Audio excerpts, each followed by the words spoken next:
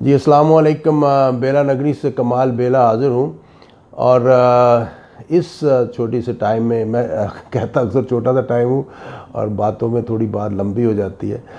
بہرحال اس کو کنیکٹ کرنا بھی ضروری ہے کہ بات کا کوئی میننگ سو بنے نا.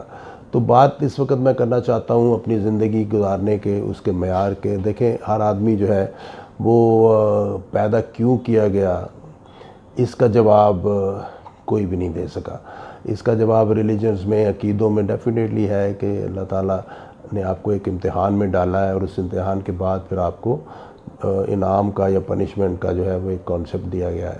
پوری زندگی جو ہے وہ ڈیزائن ہی اس طرح ہوئی ہے کہ اس میں پنشمنٹ اینڈ ریوارڈ کا کانسیپٹ ہے، کہ اس میں سزا اور جزا کا ایک طریقہ کار ہے.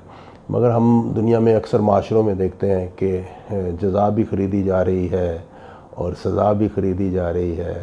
تو ساری کی ساری چیزیں جو گھوم پھر کے وہ پیسے میں آ گئی ہیں، دا منی اینڈ دا ویلتھ.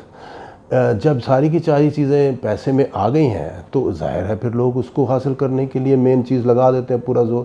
وہ سمجھتے ہیں شاید یہی زندگی کا مقصد ہے. اسی لیے اگر آپ دیکھیں گے کہ جو بیسک اسلام کی فار ایگزامپل یا کسی بھی ریلیجن کا کانسیپٹ یہ تھا کہ اگر آپ کا رزق حلال نہیں ہے تو کسی طرح کی عبادت جو ہے وہ قبول نہیں ہوتی. مگر عبادتوں پہ تو ہمارا بہت زور ہے، لیکن رزق حلال پہ ہمارا زور جو ہے وہ نسبتاً بہت کم ہے. کم ہے کیا، مجھے تو ایسا لگتا ہے ہی نہیں ہے. آپ دیکھیے نا، اگر میں کسی سے کہوں کہ میں تمہیں خدا نخواستہ خنزیر یا سور کا گوشت کھلانے لگا ہوں تو وہ الٹیاں شروع کر دے گا اور اس کی عجیب سی حالت ہو جائے گی.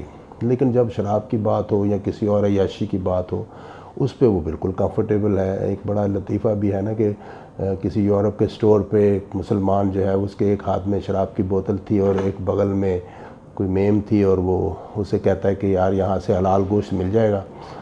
تو ہمارے کانسیپٹ ایسے ہی ہیں کہ حرام کے پیسے سے خریدا ہوا بکرا بھی مجھے تو ایسے لگتا ہے کہ وہ سور کے برابر ہی ہے اگر اب ٹیکنیکلی اگر آپ دیکھیں تو. مگر اس پہ ہمارا زور نہیں ہے.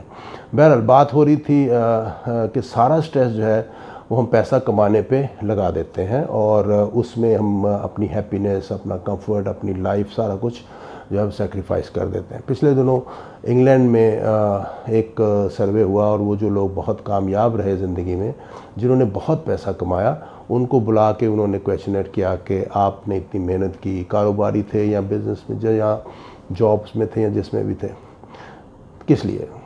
تو انہوں نے کہا کامیابی کے لیے. کامیابی کیوں لینا چاہتے تھے آپ؟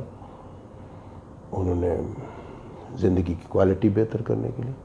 زندگی کی کوالٹی معیار بہتر ہوگا تو کیا ہوگا؟ الٹیمیٹلی دے آل سیڈ کہ فار دی ہیپینس، کہ خوشی حاصل کرنے کے لیے. تو پھر اس کے بعد انہوں نے ان سے سوال پوچھا تو کیا آپ کو خوشی حاصل ہوئی؟ اس پر جو میجورٹی پارٹیسپینٹس تھے، زیادہ تر جو لوگ تھے، ان کے پاس جواب نہیں تھا. وہ سوچنے لگے. کسی نے کہا میں نے تو اپنی ساری زندگی جو ہے اسٹرگل میں لگا دی، میں نے تو اپنی ہیلتھ پہ بھی کمپرومائز کر لیا، تو مجھے تو نہیں لگا کہ مجھے خوشی ملی ہے. پھر دوسرا بندہ ہے، اس نے بھی اس طرح کی کوئی بات کی. تو مقصد کہنے کا یہ تھا جو کہ وہ ثابت کرنا چاہ رہے تھے کہ ساری عمر آپ محنت کرتے رہے آنکھیں بند کر کے.